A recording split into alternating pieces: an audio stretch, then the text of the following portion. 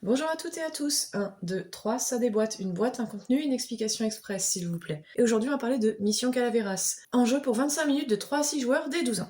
Dans Mission Calaveras, on incarne des agents de différentes agences internationales qui vont devoir convaincre Nicole de leur faire confiance. Pour la petite histoire, Nicole est scientifique qui a découvert un virus qui peut devenir une arme chimique. Son amie journaliste à qui elle voulait en parler parce qu'elle ne fait plus confiance à son labo a été retrouvée morte dans son hôtel. Ils disent tous vouloir la protéger et protéger son virus. Pour cela, une seule solution, gagner sa confiance en lui désignant un coupable pour le meurtre de son ami. On donne 3 cartes à chaque agent. On est par équipe de 2 fois 3 agents. Le but pour les équipes d'agents, ça va être de faire en sorte que Nicole leur fasse confiance en posant des cartes lieux et des cartes événements qui vont leur permettre soit incriminer un autre agent ou de se défendre en fonction des cartes qu'on va poser.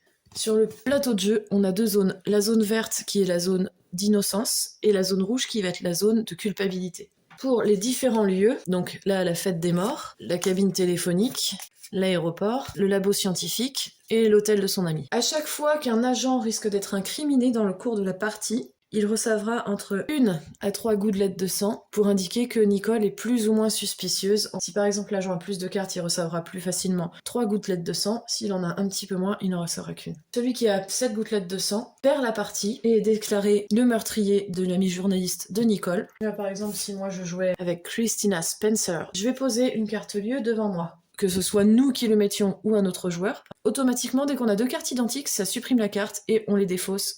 Avec la carte rebondissement, on peut déplacer une carte pour faire accuser justement une autre agence ou un autre agent. Par exemple, si un joueur possède devant lui des cartes qui le rendent à la fois suspect et innocent, on part sur le principe d'innocence et du coup, il ne sera pas suspecté. Quelqu'un a mis le labo ici dans la zone de culpabilité. Ça me rend beaucoup plus coupable de potentiellement d'avoir pu tuer l'ami de Nicole. Par contre, si ça avait été ici, ça m'innocentait. Si par exemple ici, la cabine téléphonique, et que j'avais aussi la cabine téléphonique devant moi, ça me rend 2 fois plus coupable, potentiellement aux yeux de Nicole, et si elle pensait que je l'étais moi, elle ne m'aurait donné qu'un jeton. Si j'arrive à 7 gouttes de sang, je suis déclaré le coupable. Si je suis déclaré coupable ici, et que Nicole est devant un autre joueur, c'est l'équipe devant laquelle est Nicole qui gagne la partie. À vous de jouer!